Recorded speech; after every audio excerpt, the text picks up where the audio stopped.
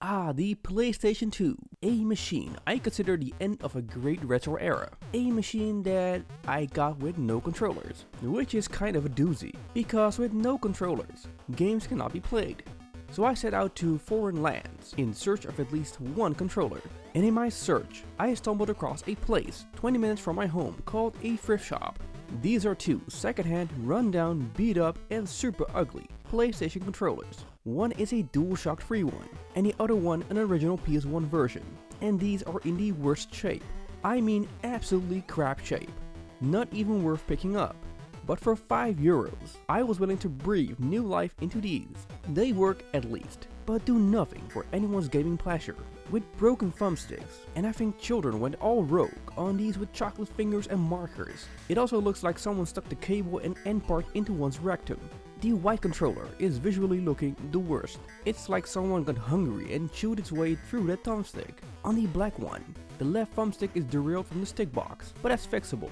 Let's see if these classic joypads can get a second life in this video, where I refurbish, repair, and clean them extensively.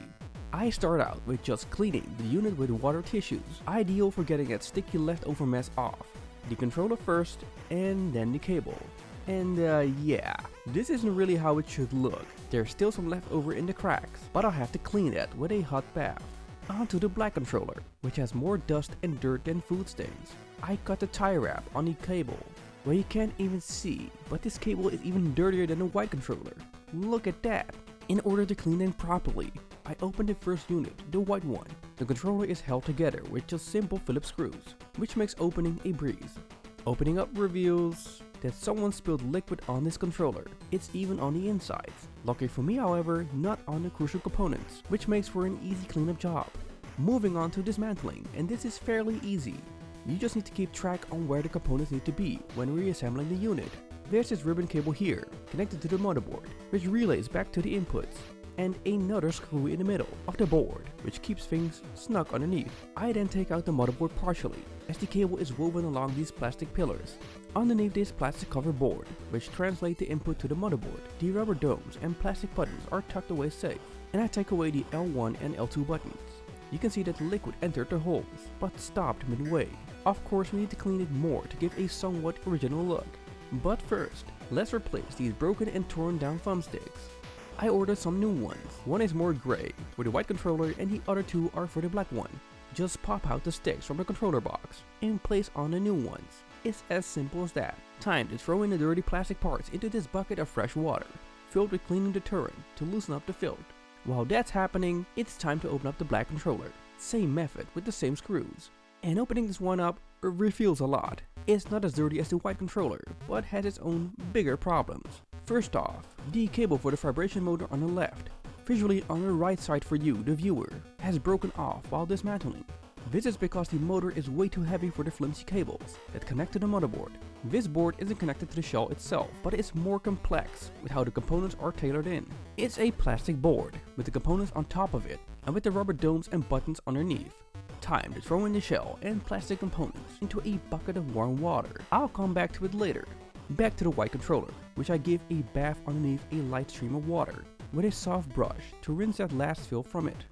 Before I reassemble the white controller, I first need to take care of the problem where the cables from the vibration motor snapped off. This is an easy fix, as it's just soldering the cables back onto the motherboard.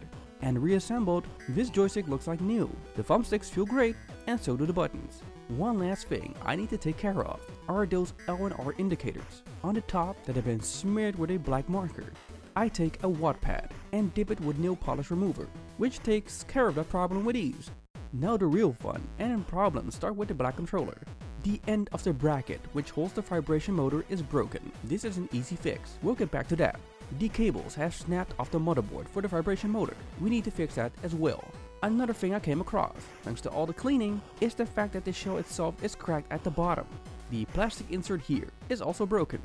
And another thing is that the other set of thumbsticks that I ordered aren't correct. The new ones have a more narrow gap than the aftermarket ones, easily corrected by drilling bigger holes. Not sure if this is the correct sizing, but after I drilled the holes, I tested it, and they seem to fit fine, no problems here. I went on to glue the broken part back onto the bracket with just simple maintenance glue. I glued it many times in different angles as I wanted it to be firm in place. While reassembling the controller, the other cables from the other vibration motors snapped off as well, so I had to solder both motors back onto the board. I had to strip the cables in order to get better connection points as well as make new solder joints. I think the combination of weak endpoints and solder joints didn't work anymore after so many decades, and reassembled, the black controller feels adequate. Now there's a reason for my mild reaction, the main one being that this controller has more damages than I expected, which came to light when I cleaned it up and opened it up. I tested both controllers, and they work fine. The thumbsticks work great, and the vibration motor just as well. I do prefer the white controller over the black one, as the white one is just in a better shape overall.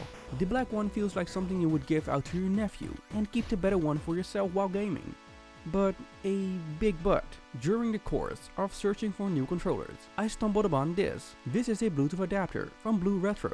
This adapter plugs into the controller port, and with this, you can connect modern day controllers that will function as a PS2 controller. I pair up one of my 8-bit DOE controllers, and it works lag-free and wire-free. And to be dead honest, it is my first method of choice when I play on my PS2. So all in all, I am pretty satisfied with the results. Who would have thought that the dirtiest looking controller had the better outcome of the two? However, these joypads will have to wait in line, because the Blue Retro adapter has actually stolen my heart when it comes to playing on my PS2. I want to thank you for watching this video. If you liked it, I would appreciate a thumbs up, and even a subscribe is highly appreciated. This will keep you notified whenever a new video is released, and I'll see you at the new video.